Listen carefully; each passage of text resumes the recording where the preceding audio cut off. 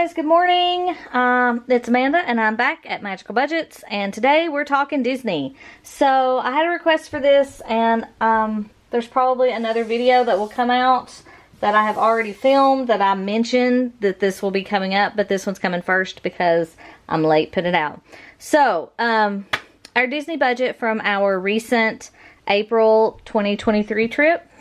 I may zoom in a little bit more just so you can see. I've had to change my setup just a little bit because we've moved some furniture around and I don't have anything else in front of a window with enough light to do this. So here we are. Alright, so we went to Walt Disney World. I am a DVC member, so our room was paid for with my DVC points. We stayed at the Beach Club in a 2-bedroom villa for 7 nights, so Saturday to Saturday. We got there on, we leave Saturday morning from home, drive straight there, and we got there probably about 4 o'clock, and then we leave the next Saturday morning coming home. So, you know, 7 nights, 8 days, but we're not there on the Saturdays, really. Anywho, so this trip we had 6 people. We had 3 adults and 3 kids. The kids' ages were 10, 8, and 2. This is important because at Disney, if you are doing like buffets or family style meals, kids 10 and older get charged as an adult, so you have to factor that in when you're budgeting. And for buffets and family style meals, children ages 2 and under are not charged.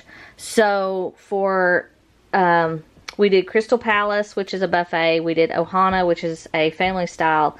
We did Woody's Roundup Rodeo Barbecue, which is family style. Peyton, my 10-year-old, got charged as an adult for those meals.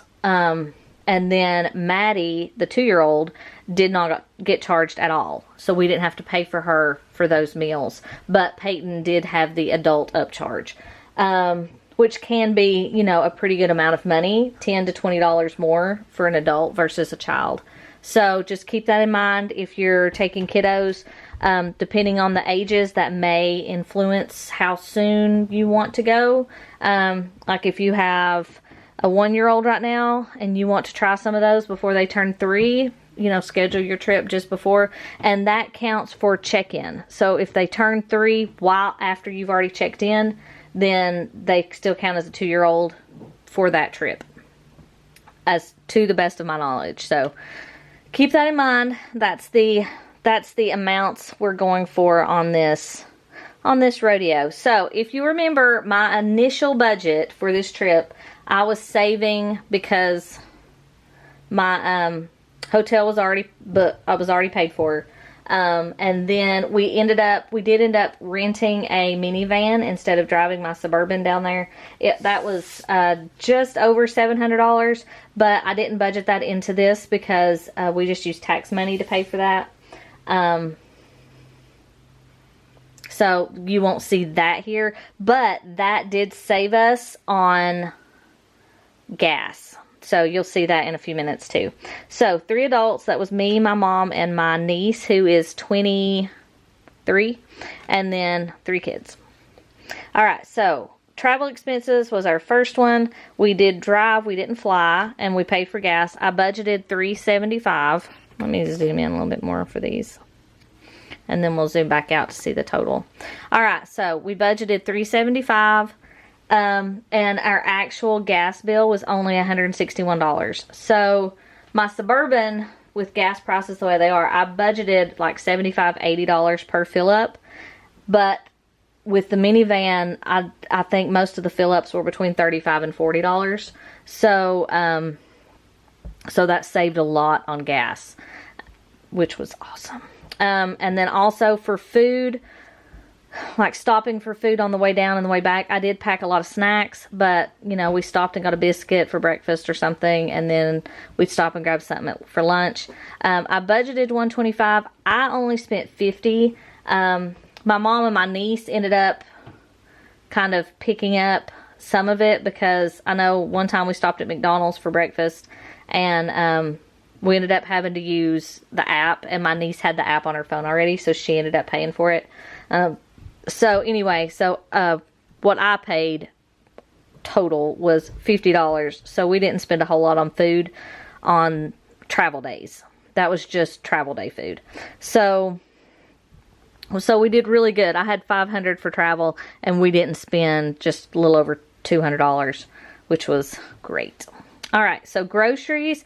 This is groceries just for the room, you know, get some drinks. I always buy some fruit and some ice cream and, you know, some different things like that. So I budgeted $120 for that, and I actually spent $101. Keep in mind, if you go to Florida for spring break, like Easter, Publix is not open on Easter, and most of their grocery stores down there are Publix. So I ended up having to go to Winn-Dixie, and apparently everybody else had to go to Winn-Dixie, and the lines were insane. I ended up doing self-checkout and was able to get through and not too much trouble, but it was crazy. It was absolutely crazy. So I do not recommend going. I was going to do Prime Now, I think, and then I ended up not. I don't really know why. But next time, I will use Instacart or Prime Now or Garden Grocer or something, because I'm not going to a grocery store. That's the first time I've been to a grocery store down there in quite some time, and I have no desire to go back. All right. I did budget $70 for refillable mugs for me and Peyton and Piper, because they're like a little over $20 a piece, I think. We didn't buy them. I didn't get them because I just didn't. I got drinks at the grocery store for us to have in the room, and most of the time when we bought drinks out, we weren't at a resort, you know, unless we were like dining. And then a lot of our dining places that we ate at that were in resorts, it was, you know, like Ohana, and it's family style, and the drink comes with the meal, so it wouldn't have helped us at all. So that actual was $0, so that saved us $70 there. All right, so dining, I had 7 or 8 dining reservations. I ended up canceling 3 or 4 of them, because sit down table service dining takes a chunk of your time. It really does. And so, you know, I booked them with the intention of probably canceling a few of them. I just wanted to see what everybody else wanted to do once we were actually there, and so on and so forth. So dining, I budgeted $300 per person. We ended up doing table service. We did Yak and Yeti for lunch. We did Ohana for breakfast. We did Woody's Roundup Rodeo Barbecue for lunch, and we did Crystal Palace for breakfast, but they transferred into lunch while we were there, so really you got to try both. But because the reservation was breakfast, we got charged for breakfast. And we did Beaches and Cream. I think that's all. Yeah, so we had 5 table service meals. And then quick service, we ate at, I meant to break this down into like quick service and snacks. We ate at Sunshine Seasons and Epcot. We ate at Earl's Sandwich at Disney Springs. We ate from the Beach Club Marketplace. We ate at Ale and Compass, the market at Ale and Compass, like their quick service. We ate at Flame Tree Barbecue. We ate at Satuli Canteen. We ate at Regal Eagle in Epcot. And I think everything else was snacks. Yeah. Alright, so all the rest was snacks. So, I mean, we had quite a few quick services, and then we had the 5 table services. So, I factored it at $300 per person for 6 people, even though, of course, Maddie, she didn't use $300 because, you know, she didn't get charged at some of those restaurants. But anyway, that's what I factored it at, because I did $1,200 for me and the girls, and then I did $300 for my mom and $300 for Brianna. So total budget was $1,800, and we came out to $1,665.16. And that was all the table service, all the quick service, and all our snacks. So we were over $100 under budget, which I just knew we went over, because all 3 of those table service meals, because there was 6 of us, they went ahead and charged us the 18% gratuity, which if they're good, I give them more than 18%, but since they went ahead and charged it, I just kind of left it. But anyway, so that was with the gratuity added in. And so 3 of them were over $200. And then 1, 2, 3 of them, 3 others were over $100 per meal. So I thought we did great. I was very pleased with the fact that we stayed under budget on that one. And then merchandise was, I budgeted $600, which was supposed to be $100 for each daughter, Peyton, Piper. I didn't factor my mom and my niece's shopping purchases, just mine and the girls. So $100 for each of the girls, and then I did $300 for me, or extra, or whatever stuff we share. And we ended up spending $587.65. I did buy me a Dooney and Burke bag, which I got the 20% pass holder discount, or DVC discount, whichever one you want to call it. And then I meant to add up what I saved with my DVC and my pass holder discounts, because it was quite a bit. I was pleased with how much I saved. But anyway, I can always add that in at the end here. So total, I've not even made it to the fun part yet. All right, so Genie Plus. So here we go, Genie Plus. We were there Easter week, and it was the week that Genie Plus was $35 a day. Every single day we were there. And so I had figured that we could do Genie Plus for maybe 5 days, depending on how much it was. And when I factored it, the highest it had been was $29. And then it ended up being $35 every day. So I was really stressing. But luckily, the crowds were not... We got so much done. Like Sunday we got it, and we did Animal Kingdom, Hollywood Studios. But we got so much done at Hollywood Studios that night, I didn't have to buy it later that week when we went to Hollywood Studios. Because we ended up, after I got what we wanted at Animal Kingdom, I also got Mickey and Minnie's Runaway Railway. I got Toy Story Mania, and I got Tower of Terror and Slinky Dog. Yeah, we got all 4 of them. So it was very nice. It was very nice.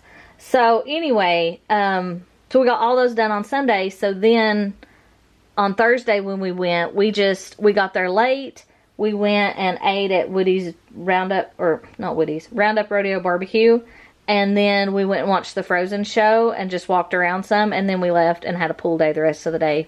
And so that was so nice. But anyway, so we got Genie Plus for 3 days at $35 per person per day. Again, you don't have to get it for the 2-year-old because they don't have to have a ticket yet till they turn 3.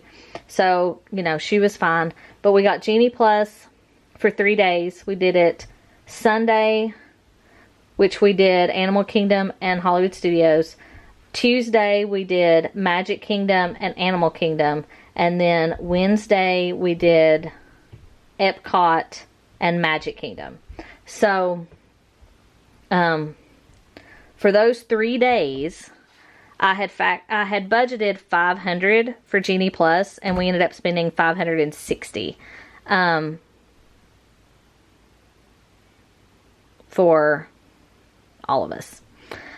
So, $60 over there. But again, you know, most of these other things I've stayed under, so that wasn't that big a deal. And then for lightning lanes, we ended up getting virtual queue for Tron at Magic Kingdom, so we didn't need a lightning lane for it.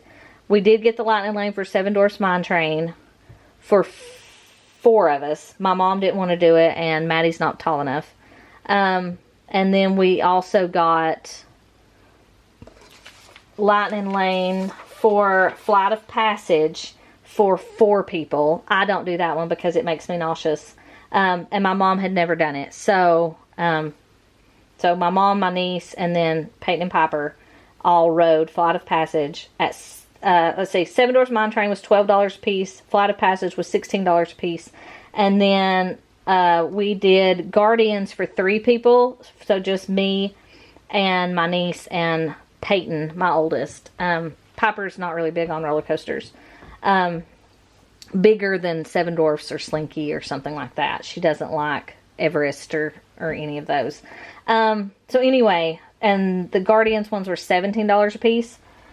So total for lightning lanes, I had budgeted $230 and I only spent $173 on the individual lightning lanes. So it worked out. I went over here.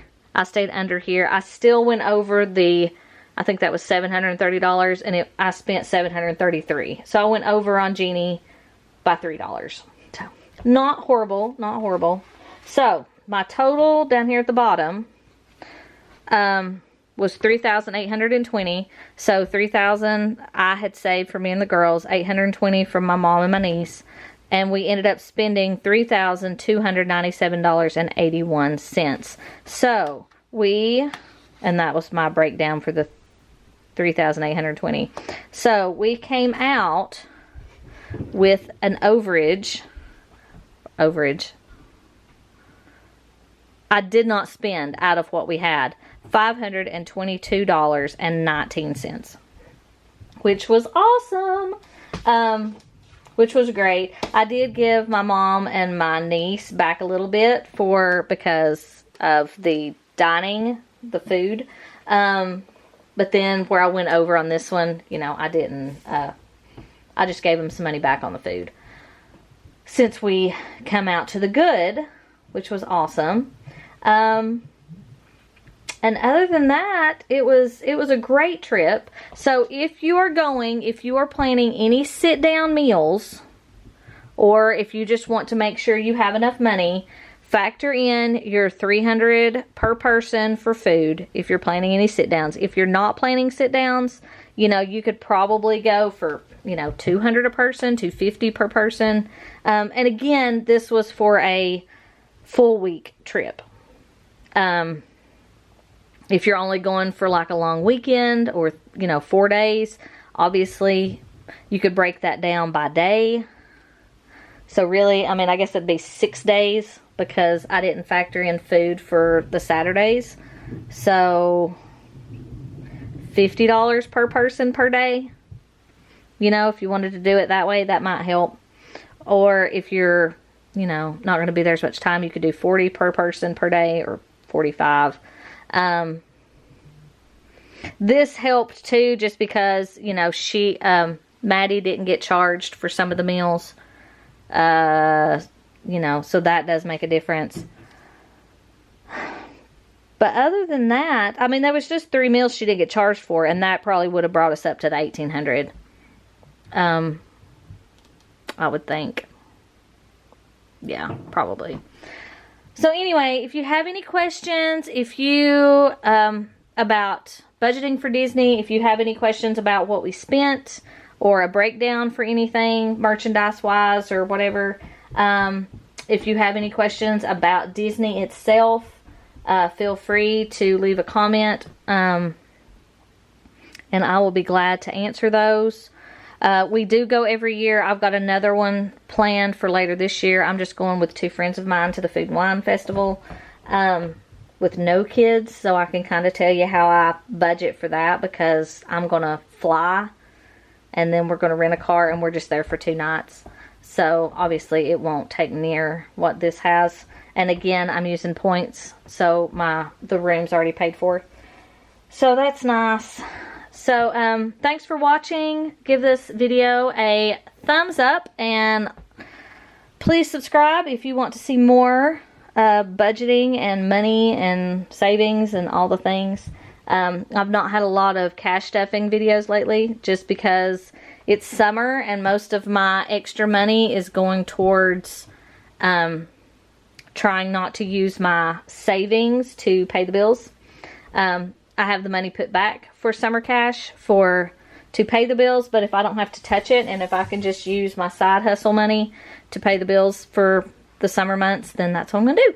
So thanks for watching. Hope y'all are having a great summer and I will see you guys later. Bye.